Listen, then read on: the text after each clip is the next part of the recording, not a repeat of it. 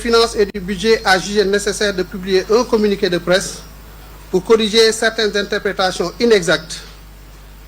Vous me permettrez tout à l'heure de revenir sur certaines de ces considérations-là.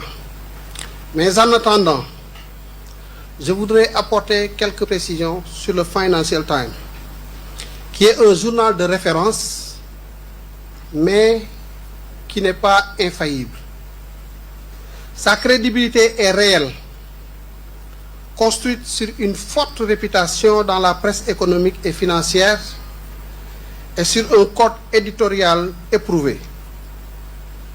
Mais cette crédibilité-là ne signifie pas que tout ce qu'il publie est automatiquement vrai. Ne signifie pas que tout ce qu'il publie est exhaustif ou au-dessus de toute critique. Le simple argument d'autorité consistant à dire que c'est le Financial Times, donc c'est forcément exact, n'est pas un argument scientifiquement acceptable. Il faut donc distinguer la réputation du média, l'exactitude d'un article précis ou qu'il est moins, l'usage politique qu'on peut en faire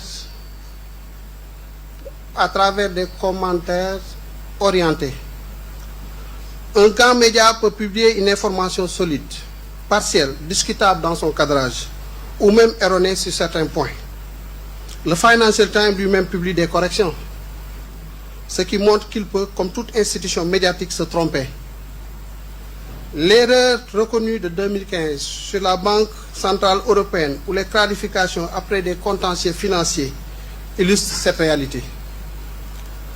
Dans une controverse comme celle-là, donc celle de la dette du Sénégal, la crédibilité du Financial Times doit conduire à examiner l'information avec sérieux, mais elle ne constitue ni une preuve définitive, ni une condamnation. Les débats politiques opèrent un déplacement discursif en transformant une analyse financière prudente en accusation de dette cachée. La discussion rigoureuse doit donc porter non sur l'aura du média, mais sur la robustesse empirique des faits, la nature de l'opération financière et les mécanismes budgétaires réels. C'est à ce niveau que se distingue une analyse savante d'une polémique politique. Venons-en aux considérations sur les TRS que je voudrais partager.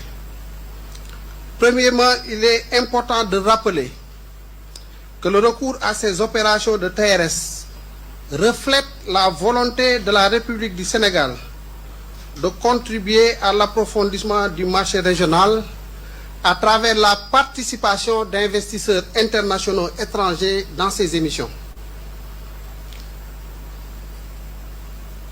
Ces émissions ont servi à financer les besoins de l'État.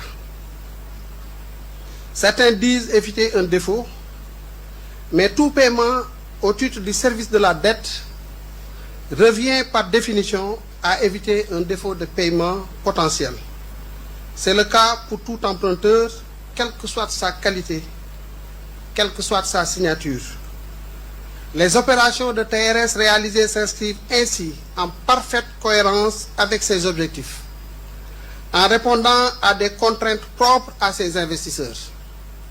Le recours à ces instruments a permis à l'État de se financer à des conditions nettement plus favorables que celles des marchés internationaux, tout en maîtrisant les risques et optimisant le service de la dette.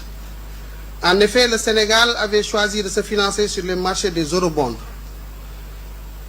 Si le Sénégal avait choisi de se financer sur le marché des eurobonds, il aurait payé un taux entre 11 et 12% en moyenne sur l'année 2025, contre un taux de 7% avec cet instrument-là que les Sénégalais, ou la plupart des Sénégalais non initiés des marchés ou des questions financières, et à ce niveau, ce différentiel de taux d'intérêt de 11% et 12% selon sur les marchés financiers internationaux comparé aux 7% nous permettent de réaliser 36 milliards CFA à travers donc ce différentiel de 5%. Il était important de le préciser et les conditions d'emprunt sont donc favorables qu'un emprunt sur les marchés internationaux, c'est clair et précisé dans le communiqué que nous avons diffusé avant-hier.